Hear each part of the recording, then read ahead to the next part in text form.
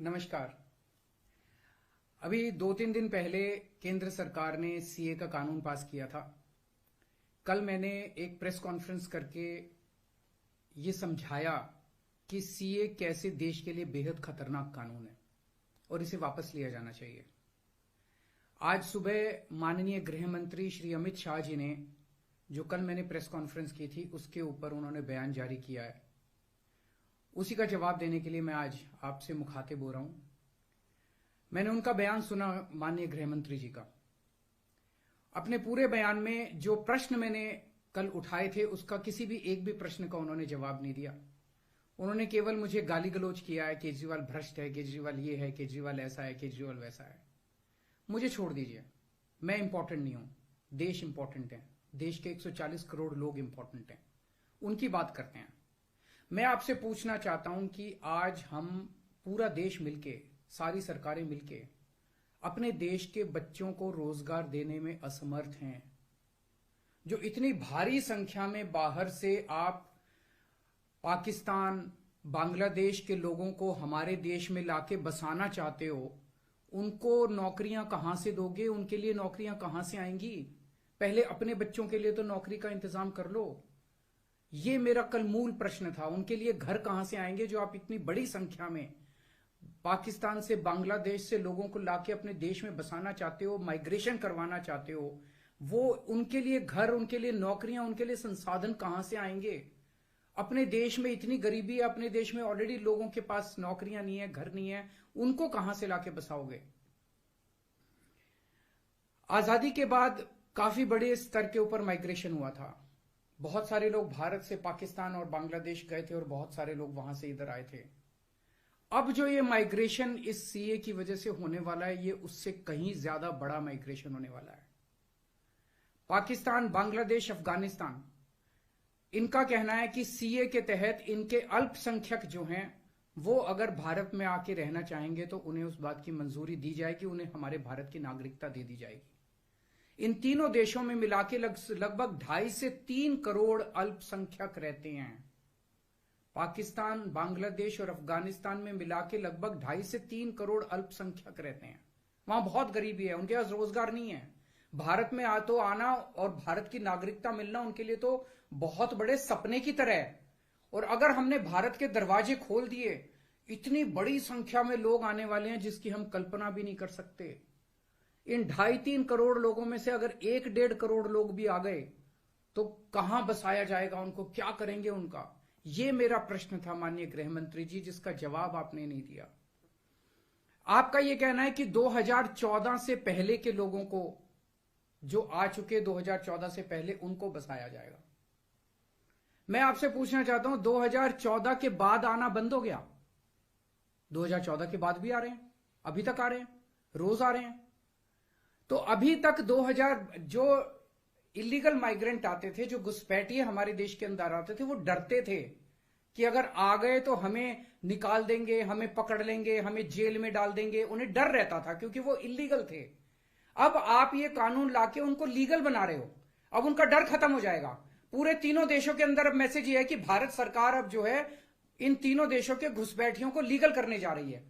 तो ये 2014, आज आप 2014 वालों की बात कर रहे हो, कल आप 2019 के पहले वालों की बात करोगे, फिर ये डेट एक्सटेंड करके 2024 कर दोगे, क्योंकि घुसपैठिए तो आ ही रहे हैं।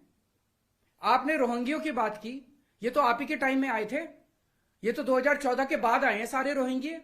कैसे आए? ये आपकी मिली भगत से आए कि आपकी नाकामी की वजह से आए?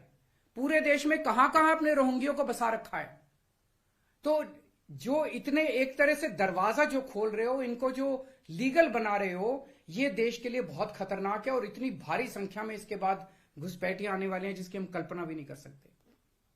आज जो 2014 के पहले भी आए थे, हमारे देश के अंदर उनके अधिकार नहीं है। आप उनको नागरिकता देके अब सरकारी नौकरियों दी जाएंगी उनको। पाकिस्तान से आए हुए घुसपैठियों को हमारे देश के अंदर अब सरकारी नौकरियां दोगे आप, उनको उनके राशन कार्ड बनाएंगे हम लोग।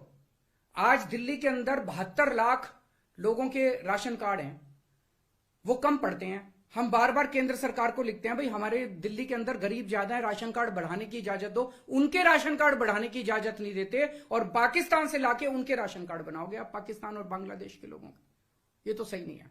हमारे देश के लोगों के अधिकार मार के आप उनके लोगों को अधिकार दे रहे हो। सरकारी पैसा हमारा पैसा है। सरकारी पैसा 140 करोड़ लोगों का पैसा है, हमारे टैक्स का पैसा है। पाकिस्तानियों ने टैक्स नहीं दिया, बांग्लादेश के लोगों ने टैक्स नहीं दिया, इस देश के लोगों ने टैक्स दिया।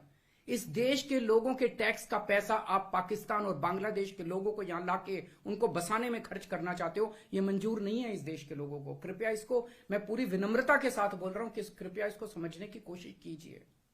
और मैं देश के लोगों से जानना चाहता हूं, आपसे जानना चाहता हूं, जो ये मेरी प्रेस कॉन्फ्रेंस सुन रहे हैं और ये वीडियो देख रहे हैं, मैं आपसे जानना चाहता हूं, अगर आपके घर के सामने सड़क के उस पार पाकिस्तान से आए हुए लोगों की झुग्गियां बसा दी गई, क्या ये आपको मंजूर होगा? कौन लोग हैं जो ये पाकिस्तान से आ गए? कौन लोग हैं जो ये बांग्लादेश से आ गए? क्या आपकी बहू बेटियां सुरक्षित होंगी? अगर वहां पे आए हुए लोगों को बसा दिया गया, पाकिस्तान के लोगों को पूरे देश के अंदर जगह जगह बसा दिया गया, क्या आपको ये मंजूर होगा? क्या आप अपने आप को उनके बीच में सुरक्षित महसूस करोगे? और कौन होंगे ये लोग? क्या देश सुरक्षित होगा? पता नहीं कैसे लोगों को पाकिस्तान ही भेज देगा, बहुत सारे लोगों को हमारे देश के अंदर। क्या हमारा देश सुरक्षित होगा? चारों तरफ कानून व्यवस्था की समस्या नहीं पैदा हो जाएगी? इसी को लेकर मैं चिंतित हूं। माननीय गृह मंत्री जी, मेरी बात को अन्यथा मत लीजिए, मेरी बात को समझने की कोशिश कीजिए। और हम दूसरे देशों से क्यों नहीं सीखते? कनाडा का हाल देख लीजिए, क्या हो गया। विकसित देश होता था, उसने अपने दरवाजे खोले, पूरी दुनिया भर से लोग आ गए और अब वो माइग्रेशन बंद कर रहे हैं।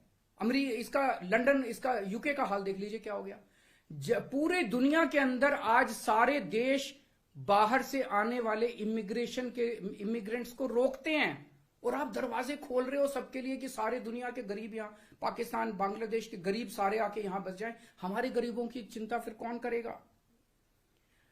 अगर आपको लाना ही है बाहर से लोगों को, हमारे देश में पिछले 10 साल में 11 लाख उद्योगपति और व्यापारी भारत छोड़ के चले गए। केंद्र सरकार की, भाजपा सरकार की नीतियों की वजह से, उनके अत्याचार की वजह से। अगर लाना है तो इनको वापस लेके आइए। ये हमारे ही देश के लोग हैं, ये भी भारत के लोग हैं। ये 11 लाख लोग देश को छोड़ के चले गए, ये वापस आएंगे। ये अमीर लोग हैं, इनके पास पैसा है। ये आएंगे, फैक्ट्री लगाएंगे, दुकानें खोलेंगे, व्यापार करेंगे, लाखों बच्चों को रोजगार देंगे। इनको लेके आइए ना, पूरा देश आपका साथ देगा। पर पाकिस्तानियों को और बांग्लादेशियों को हमारे देश के अंदर लाके अगर आप बसाएंगे, ये देश को मंजूर नहीं है। नमस्कार।